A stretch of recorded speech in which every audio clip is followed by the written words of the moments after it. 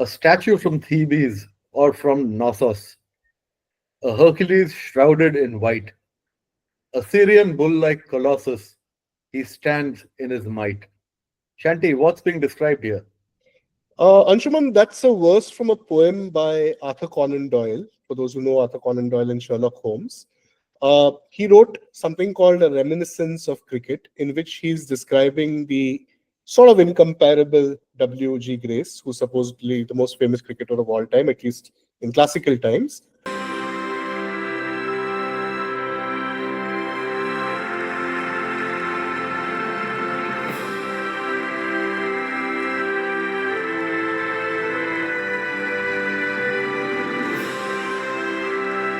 In July 1923, the Grace Gates were erected at the members' entrance to Lord's as a tribute to cricket's first truly great player, W.G. Grace.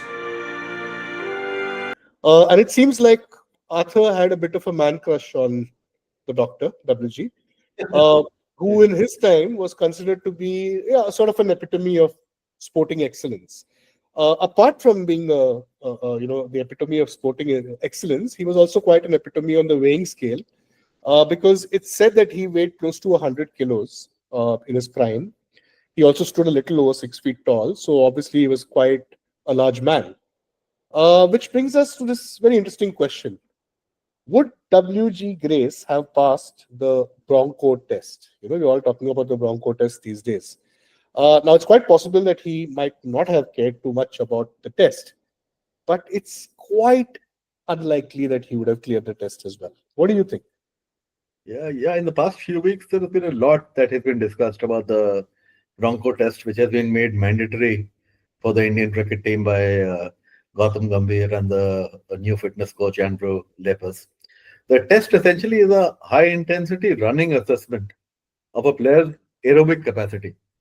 Other than that, there is speed, endurance, and the fact that you're doing this for 5 minutes, it calls for a certain amount of mental resilience also.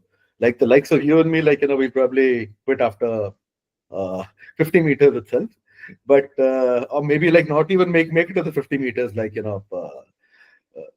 so a player has to run 60 meters forward, turn around, run 60 meters back, then turn around and run 40 meters and then back again, and then 20 meters and back.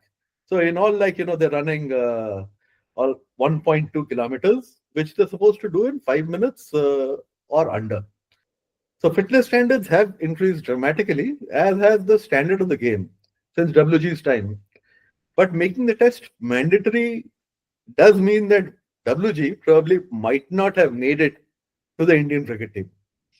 So one of the premier heavyweights of his time was Warwick Armstrong, who was the Australian captain, and he was supposedly 130 kilos. That's on a good day, and that's the reason he also got his, sort of nickname, which was he was called the Big Ship, right? And I can imagine why he was called that.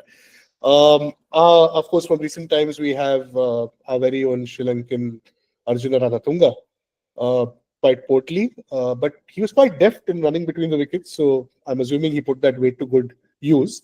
Mike Gatting, who that had Shane Warne bowled a pie to him, poke pie to him, that would not have been the ball of the century.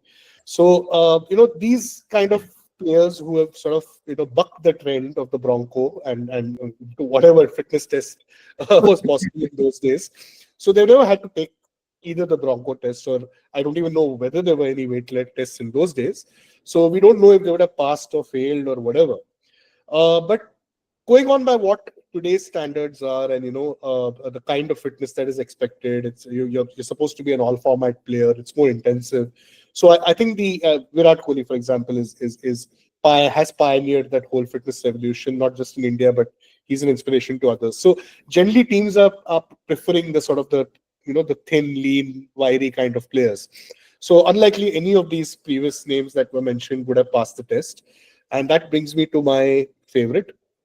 Some have very famously called him Alu. What about Inzamam ul-Haq? Pretty involved in this contest. Jeez. Just wonder if they're getting a little too involved. It's one of the players involved there that looks like Inzamam ul-Haq has gone into the crowd. Now that's very, very unusual. I just wonder He's taken the law in his own hands. Hey, that is very, very ugly. I'm afraid it's not looking good at all. I don't think it's just the match referee is going to be having a close look at it. Just someone in charge of the law might do. Now, I saw Inzamam running across there, telling Aqib Javed that he'd much rather field it fine leg rather than Aqib. I didn't realize it was because he actually wanted to go into the stands. This is sensational, and I'm not sure it's the best. So one issue was obviously his weight, though he made it up with his sense of timing and sometimes his brute power. He did also have an aversion to running, which is the reason why he got run out a number of times. But it also made him a little unsteady on his feet, right? You notice times when he struggled when he was stepping down the track to a spin bowler. There was a time when he actually slipped and fell as he was running. There was a time when he trod over his own stumps. So, yeah, I think the Bronco would have given a little bit of the heebie-jeebies to ul-Haq as well. Yeah. Like, that's about the past cricketers. Like, even current day, like, there's Rakeem Cornwall from West Indies. He supposedly weighs 140 kilos. The Pakistan wicketkeeper, Azam Khan, he was actually like close to 160 kilos at one point of time. So, like, now he's undergone a dramatic weight loss and like come just under 100 or so. So, like, we've covered team captains, all-time greats, superb entertainers, all in the list above, all of whom would probably not have made it to the team if passing the Bronco test was mandatory for their teams. Tests such as this are great for fast bowlers and for fielding. Do these tests really make a difference as far as batsmen are concerned? Would they be relevant for batsmen like, who dealt only in boundaries like Sehwag or Chris Gale?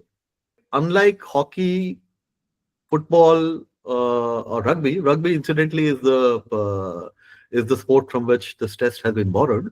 So cricket is not a game like these, which requires a consistent level of intensity and high intensity from the players. Like, it doesn't really make sense for batsmen as such. Okay, like it'll help in running between wickets, but like, do they really need to undergo this? Who knows? True. Well, I guess you can't really segregate a batsman from a bowler to a fielder because generally cricket you have to field as well. So I guess that's an important qualification these days. And just before, I go to my next point, I think the important point was on Azam Khan. So there was a story about apocryphal story about the non-striker complaining that the side screen behind the batsman was moving. Yeah. Anyway, leave that aside. Of late we've seen this. There's been a lot of speculation if Rohit Sharma would be able to sort of go through this test, pass it, whatever. One reason was obviously because he's been out of competitive cricket for a while. He's taken a break. Second is he's always been on a slightly heavier, the portly side. But he's gone through a fairly intense fitness regime in the layover. Seems to have apparently lost quite a lot of weight, and he apparently aced this test a few days ago. So he did that 1.2 kilometers in 5 minutes or less, which is fabulous. Now, obviously, like you said, fitness is great. Cricketing standards have really dramatically changed since the time W.G. Grace played. Today, it's not just about the skills that you bring as in your stroke play or your bowling or whatever. It's the ability to save that extra run in the field or catch that matters. So obviously, fitness is looked more from a prism, which is why the Bronco makes sense. But yeah, I leave the sort of end of this to you. No, we started with W.G. Grace, so like, it would make sense to end with W.G. Grace. So supposedly, like on one occasion when W.G. got out to a bowler, he refused to go back to the pavilion and continued to bat, and told the bowler that people paid to see me bat, not to see you bowl. So like if he was told to do this Bronco test, like he'll probably put the Bronco back in the stable. But if Mr. Gautam Gambhir is his team coach, he'll probably not make it to the 11 or to the team. So true. Yeah, so fantastic, sort of dissection of the Bronco. Let's just say that let's see what the Asia Cup brings in terms of the Bronco test and fitness. We'll know exactly when our team takes center stage tomorrow. But yeah, amazing. And let's talk more on the next episode of Bhai Waugh. Absolutely. Just to end this episode, since we are Bhai Waugh, Anshuman, who do you think was fitter, Steve or Mark, and who would have aced the Bronco Test better? Going by personalities, like it would be Steve Waugh. Like Mark was a little lackadaisical. He was a little bit taller also, so I guess like he would have been a little heavier than Steve. Right. And like Steve was like the gritty competitor. So Yeah. like he would usually go out and ace things. Yeah, I think Steve would have aced the test, but Mark would have looked better doing it. Absolutely. He would have looked more elegant doing it. So, I know.